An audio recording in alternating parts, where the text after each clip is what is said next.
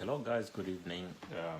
How are you? It's Derek Fuma here, and in today's video, in fact, what I want to do from this moment onwards is to focus on at least one item, because I've been speaking about a lot of things, specialist in physics. I've been speaking about the blockchain. I've been speaking about the economy.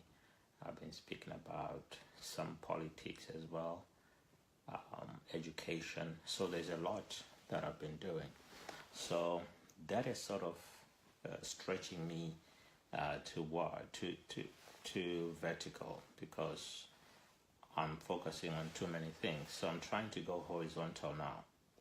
So I'm going horizontal on the blockchain and Bitcoin, because for me, it is the next thing that we should really watch out for. Hello, Richard. How are you? We miss you in the UK here. Can you come back with the boys and we play some football here? So in today's talk, I really want to answer a simple question. And the question, right? Thank you for your question, Saga. What I want to do is explain what Bitcoin is, first of all, so that people can understand it. So basically, Bitcoin is a form of digital currency. It's a form of digital money. If you look at money, for example, my US dollars, Zimbabwe dollars, British pound, okay, they have a physical form and a digital form. So because of the physical form in which they appear, we call them, we call that physical money. We just call it money. But if it's a digital currency, then it only exists in digital form. Okay, so what is Bitcoin? So first of all, let's look at what money is actually. So money is just a language that we use when we are talking about exchanging value. So if I have a product that I am selling, I can take that product and sell it to somebody else. And the language that we speak when we want to exchange that value is we speak in terms of money. So money is just the language that we use when we want to talk about exchanging value. Okay? So Bitcoin is a digital currency, and a currency that only exists in digital form. Okay? So, but Bitcoin is encrypted. Okay? So what does that mean? It means that it is a security feature, which means if I send you Bitcoin, you are the only person who can access the Bitcoin. So if I send it, I lock it with a key, and you open it with your own key. Okay, so Bitcoin is like a keychain. It's got keys embedded within the digital currency. So you can only access currency if you have the keys. Okay, so Bitcoin is a cryptocurrency, which is another way if to say that it's an encrypted digital currency. So an encrypted digital currency is a cryptocurrency. So when they talk about cryptocurrencies, they are talking about Bitcoin as an example, they are talking about Ethereum as an example, and they are talking about Litecoin as an example. But there are hundreds more more cryptocurrencies than just that, than just the three I've mentioned. So the three that I have mentioned are the top ones, but you also have others. You have a lot more. Okay, so all the other coins are actually called altcoins, for alternative coins. So they're altcoins, but the most prominent one is the Bitcoin. It was the first one, and the reason it's more prominent is because it carries more transactions than any other cryptocurrency. Okay, so basically the cryptocurrency is such a phenomenon because anyone can come up with their own cryptocurrency. Okay, but in order to come up with your own cryptocurrency, you need to understand how Bitcoin is made. So Bitcoin is made on top of a platform or a protocol, okay, which is called the blockchain protocol. So what is the blockchain protocol?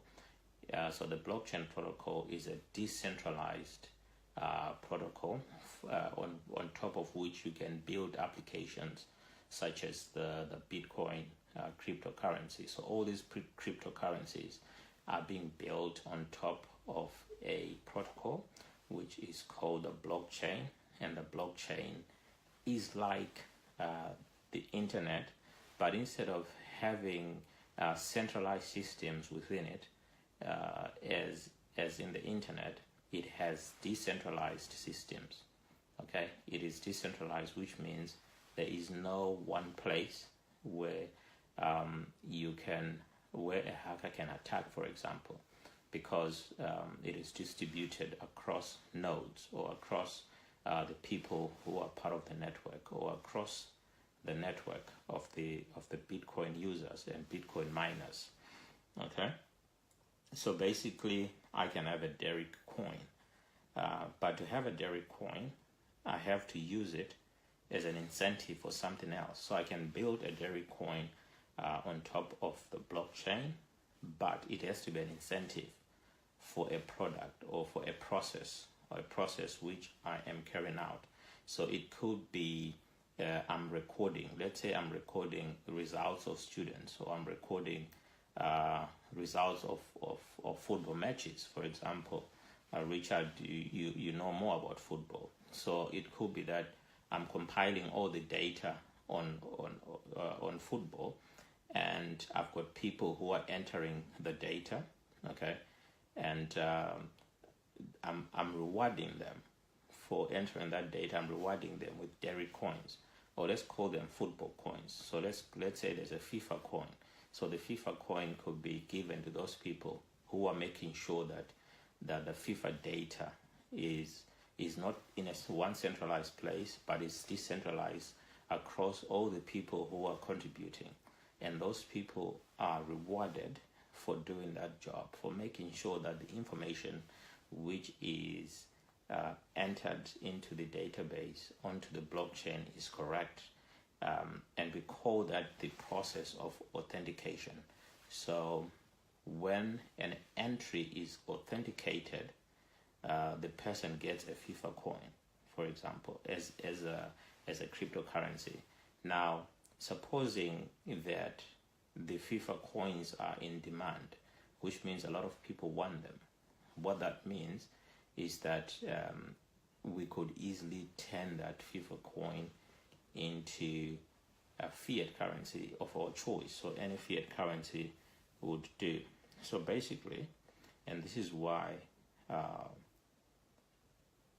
I've started talking about the blockchain and the Bitcoin and the Litecoins, because the blockchain is going to replace the internet. And the reason it's going to replace the internet is because the internet has problems.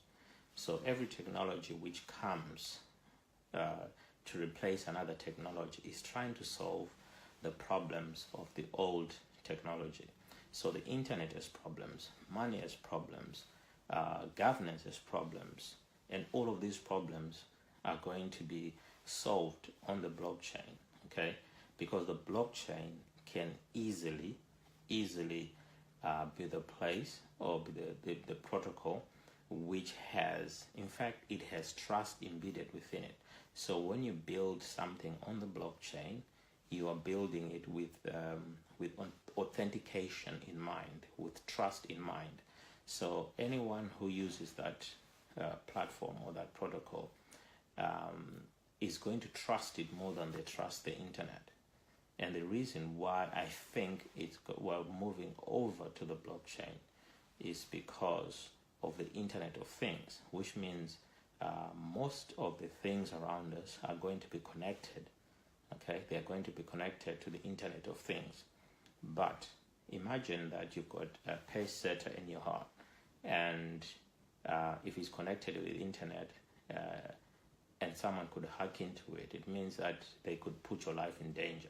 So putting your pacemaker, connecting it to a blockchain is going to make sure that it is unhackable.